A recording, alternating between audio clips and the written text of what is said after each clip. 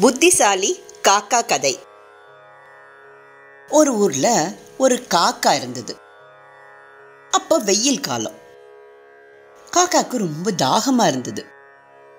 பக்கத்துல பார்த்தா தண்ணியே இல்லை. தூரமா தேடி பார்த்தா அங்கேயும் தண்ணி இல்லை. தேடி தேடி பார்த்தது. ஆனா எங்கேயுமே தண்ணி கிடைக்கல. காக்கா கஷ்டப்பட்டு ரொம்ப தூரம் பறந்தது. ரொம்ப நேரம் பறந்தது. கடைசியில காக்கா ஒரு பானைய பார்த்தது. காக்காக்கு ரொம்ப சந்தோஷம். ஆசையா பானை கிட்ட போச்சு. ஆனா பானையில கொஞ்சோண்டு தண்ணி தான் இருந்தது. காக்காவால தண்ணியை குடிக்க முடியல. காக்கா யோசிச்சது, எப்படி இந்த தண்ணியை குடிக்கிறதுன்னு.